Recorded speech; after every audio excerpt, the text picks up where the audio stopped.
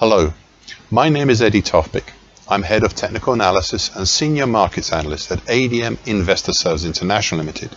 And here is your weekly technical analysis of New York and London coffee markets. However, before we start, I just wanted to let you know that no AI, that is artificial intelligence, was ever used in the composition, production, or recognition of any of the patterns, levels, analysis, or any related items on these, my charts. This was all authentic intelligence, all my own original work, as I think you deserve to have that. So with that, New York coffee. The market here continues to be subject to two separate head and shoulders patterns. The first is a small December 25 to January 26 head and shoulders top for dark blue extension, which is currently at 305.55. which was 3 weeks ago within the 309.90 to 312.5 congestion area ahead and is now below it and heading towards a smaller 301.55 to 303.40 congestion. The second is a more recent February to March reverse head and shoulders pattern, with prices once again piercing upwards through the bright red neckline, currently at 294.90. This neckline runs vaguely lower and parallel to the dark blue neckline. I have to admit, I find the forces involved vaguely balancing out with a mild preference because they are both sloping lower for prices to thus edge lower. Nevertheless, I felt obliged 3 weeks ago to lay out some potential topside targets, even as I said at the same time, and I quote, "I'm not sure they will be achieved," end of quote. Thus, a primary target X would be up in the 319.35 area, and a secondary hard to reach target X1 would be up in the 327.65 area. So what is in the way of the market apart from the lack of bullish incentive in achieving these targets? Well, there are three immediate resistances. The first one is already messing with the market, and that is the declining green short medium moving average, currently at 296 even.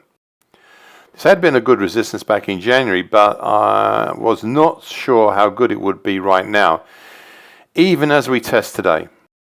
The next is the previously mentioned congestion area between 309.90 to 312.5, containing the 50% Fibonacci line of the May 24 to February 25 move at 310.80. I doubt this will be much of a resistance right now. The final one is the lesser Fibonacci line at 319.95 and December last year's low at 324.40. I'll just reprise what I said 3 weeks ago, which has become somewhat prescient when I said, and I quote, "My concern is that this reverse head and shoulders pattern, instead of becoming a head and shoulders bottom, becomes a rarer head and shoulders continuation pattern," end of quote. There's something else I'd like once again to look at here, and for this I'm indebted to Ray Bradbury for asking me about New York coffee 51 weeks ago. And I went at the time to my longer term charts, the monthly charts, where we can see some possible insights. You can see on my monthly longer term charts, I noticed back then a pattern that had not been immediately obvious to me at the start of 2025. It was a multi-year 2012 to 2024 very large reverse head and shoulders bottom with a bright red neckline on my monthly chart, currently at 278.45. The break higher over this neckline reached its primary target on the upside and just about reached its harder to achieve secondary target. Then the market turned lower, significantly lower in February 2025, but the fall held in July and again in August last year, with the market forming a small base right on the top of the bright red neckline. Then in August 2025, the market raced all the way back up again, this time with an extension higher in early September 25, though not quite reaching as high as we saw back in February last year, before dropping once again and finally 2 months ago reaching the bright red neckline once again. Now, last month the market made a reactionary bullish thrusting pattern that could also be seen as a possible inverted hammer pattern, a pattern usually regarded as a bullish reversal pattern. All this was based on the bright red neckline, as has this month's pattern, which has a low on the bright red neckline but is still within last month's action. In all these moves, the market has formed what looks like the mother of all long-term bearish double top patterns between late 2024 to date, but has not, as yet, not triggered it. And one could say is having problems triggering it. So where now? Well, consecutive closes below this bright red neckline, assuming no false breaks of course, and we would have such a double top pattern with all the implications such a move lower might have. Please just remember, these patterns here on this monthly chart are longer term, in some cases very long term. Patterns that I cover them more fully in my longer term coffee technical analysis video published back in January. In the meantime, please just keep that bright red, slightly breached but not yet broken neckline currently at 328.45.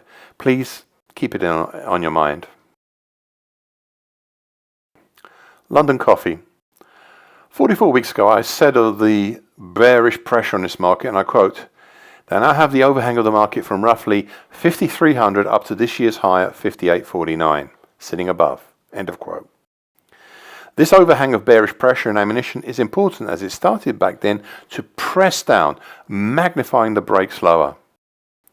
The main overhead resistance since then, the dark blue February 25 to date downtrend, currently at 39.76, had enough of an impact on me back then that I drew a parallel bright red bear channel based around it, which is currently at 31.97 to 40.71.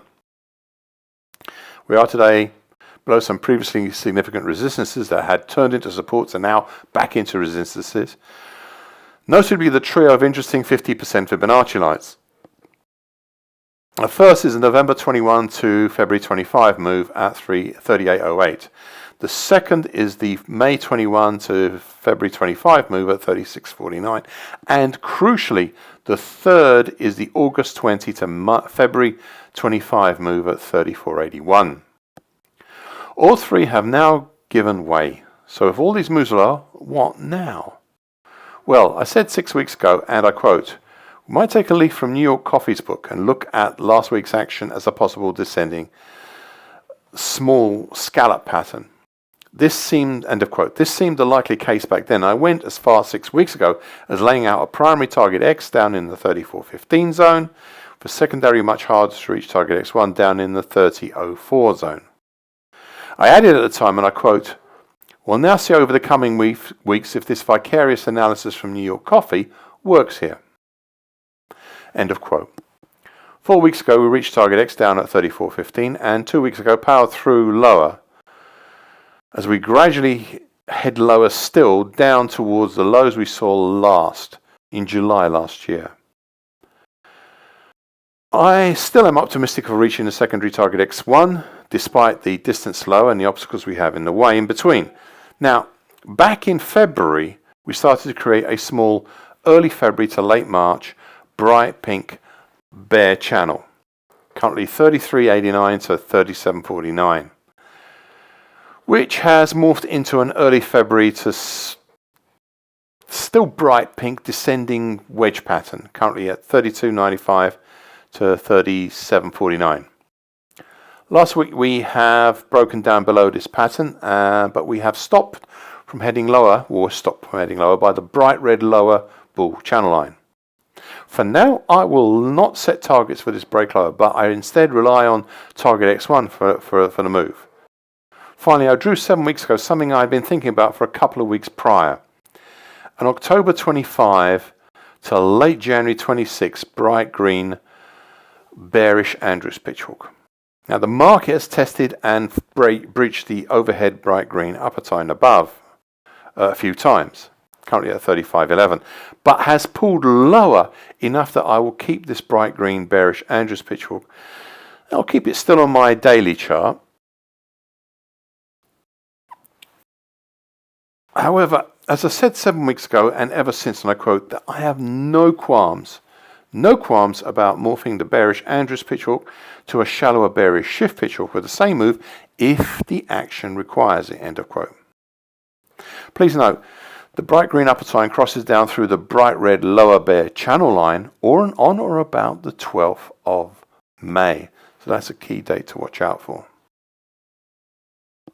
Thank you for watching and listening. This weekly broadcast gives the essential market patterns and consequences. Please be aware of the risk disclaimer posted both at the front and at the back of this broadcast. Copyright is Eddie Tofpik and ADM Investor Services International Limited. And here comes the final important bit.